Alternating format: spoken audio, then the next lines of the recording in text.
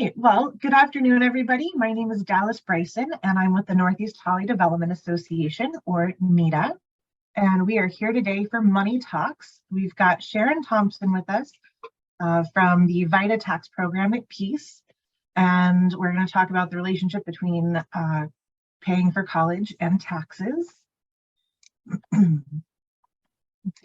Here we go. The NEDA and Peace are both part of the Central New York Cash Coalition. CASH stands for Creating Assets, Savings, and Hope. It's a coalition of local organizations dedicated to promoting financial stability and asset building opportunities for low and moderate income families here in Onondaga County and throughout Central New York. A special shout out to United Way, who keeps us all moving in the same direction. Sharon, did you have anything you wanted to say before we got started? No, I'll just go through. All right. Thank you. So my name is Sharon Thompson. Like she said, I'm with Peace Incorporated's Free Tax Prep. We are a VITA site here in Syracuse, New York. We are a year-round tax prep site, so we can help you with your taxes year-round, not just during tax season. I'm going to talk a little bit today about how taxes and correlate with your FAFSA form for someone filling out for college. It's your free application for student aid.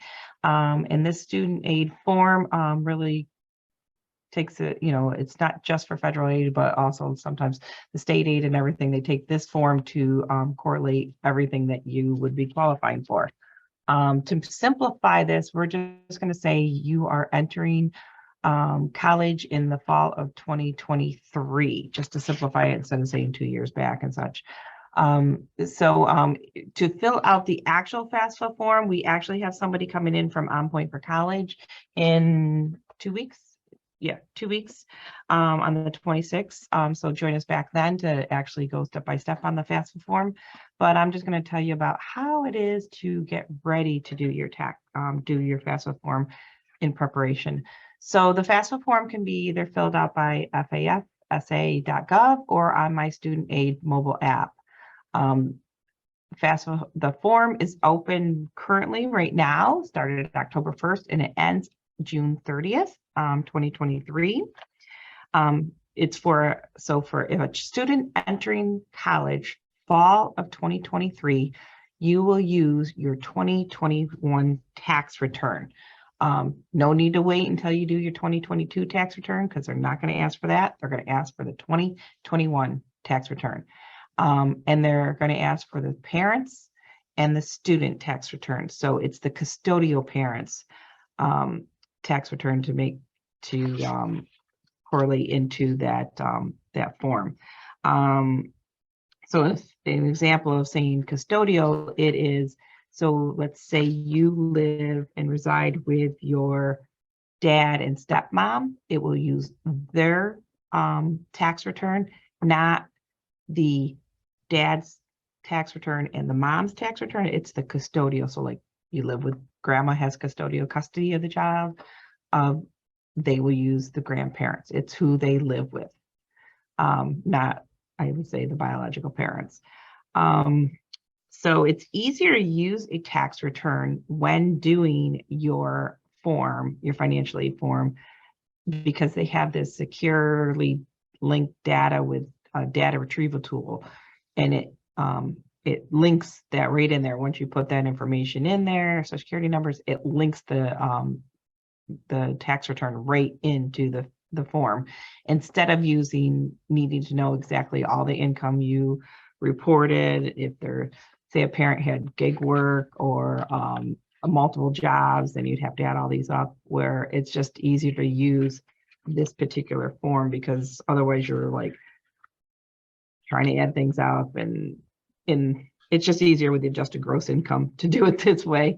So basically, Sharon, are you saying that if you use this form, they're going to sync up with your taxes and yes, you have to recreate the wheel? Yes. Oh, that's awesome. It's so much easier if you've done your taxes than if you are trying to add up all your W-2s and your 1099s, or if you had unemployment, or if you did DoorDash. It's just, it takes care of it for you. It literally takes the adjusted gross income off of the 1040 and puts it in there automatically.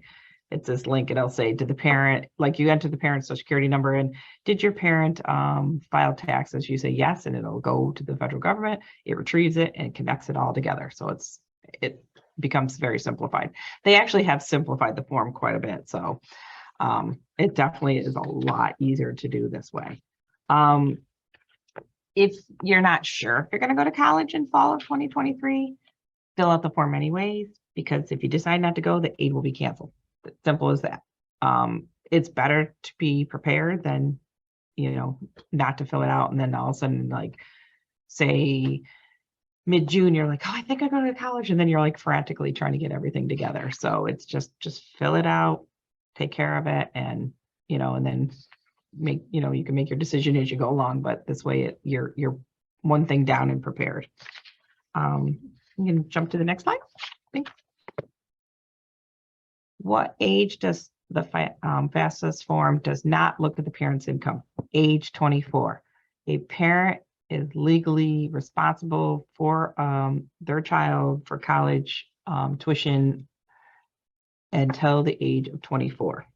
You only qualify as an independent student on the form if you're at least 24 years of age, married, active duty in the U.S. Armed Forces, financially supporting a dependent child of your own, orphan where both parents are deceased, a ward of the court, or an emancipated minor.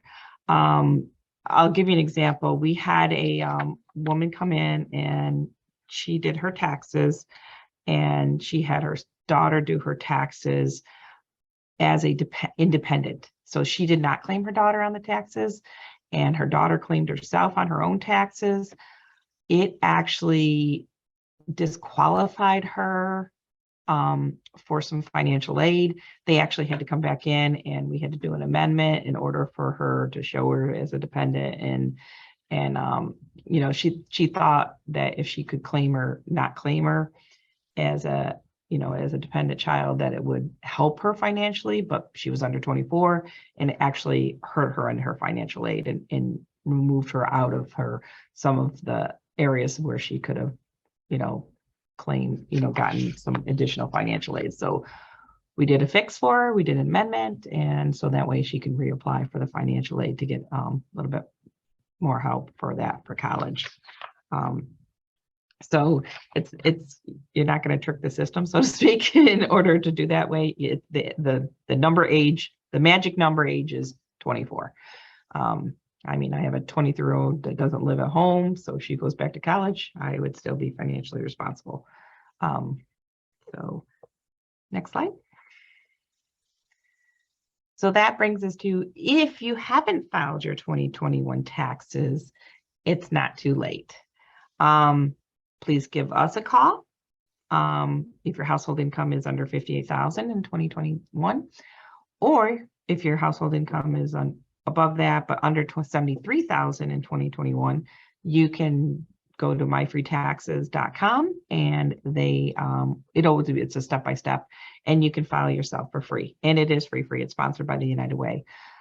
So we can still help you out if you haven't done them and you still need to file your 2021 taxes, or any other back years. We can help you out too. So, and our tax program is free, so is My Free Taxes.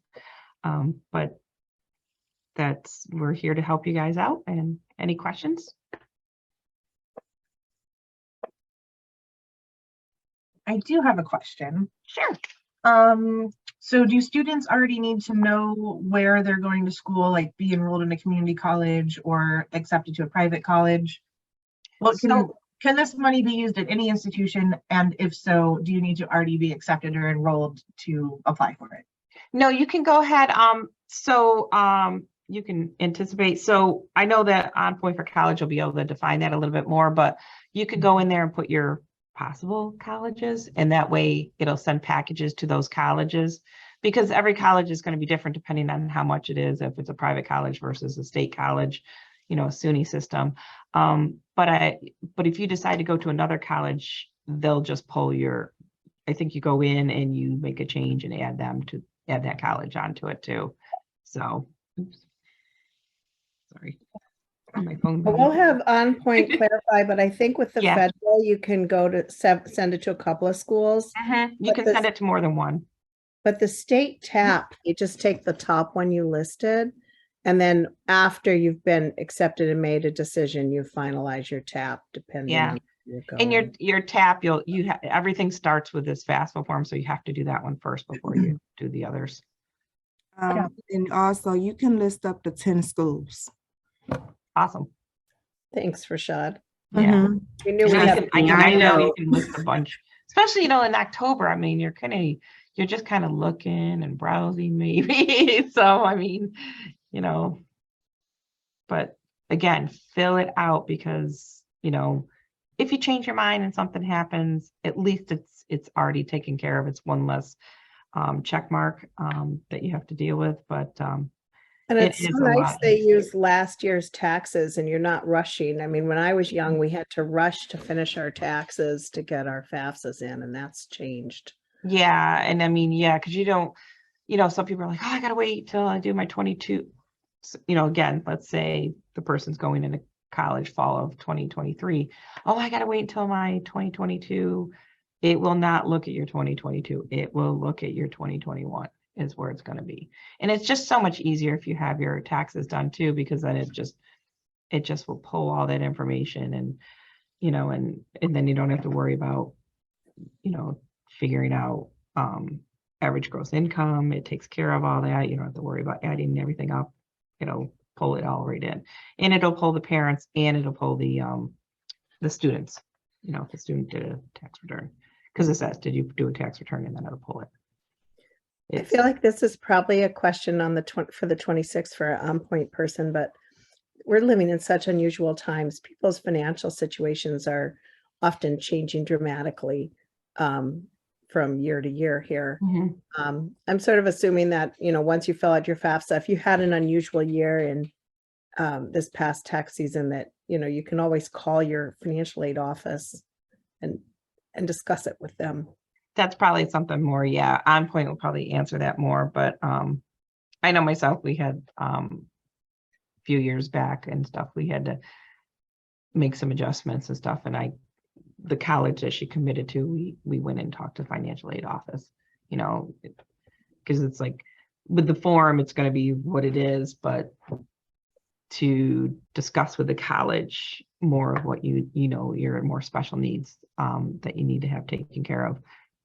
I think you'll get more of a, when you decide commit on the college, saying, well, we had this situation, because I'm sure that a lot of people's 2021 and 2022 and 2020 taxes are going to look all different. I mean, there's people in unemployment and we're doing a lot. There's a lot more people doing more gig work and stuff. So, I mean, yeah, I think people's taxes, we've seen it just doing taxes ourselves, and I'm sure you guys have too over at VITA. The difference in the last couple of years, 19, 20, and 21 tax returns have looked.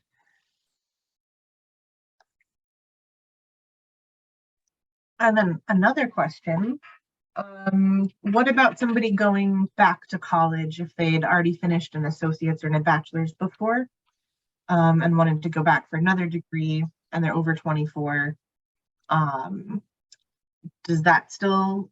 Would they still potentially qualify, or?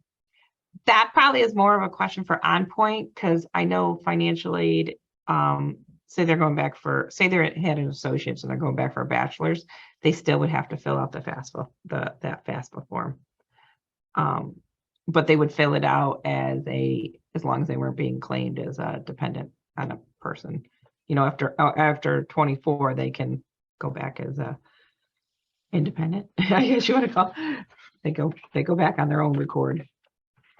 They've not taken parents' income into effect, unless for some reason the parent can still claim their child.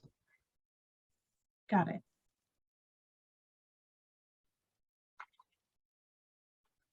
But we are here, like I said, we are here if you need to come on in, get your taxes done.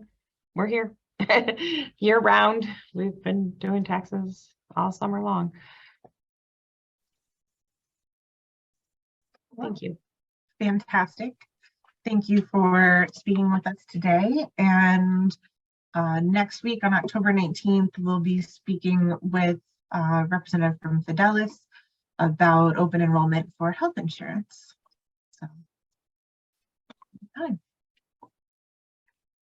Have a great day, everybody. you too.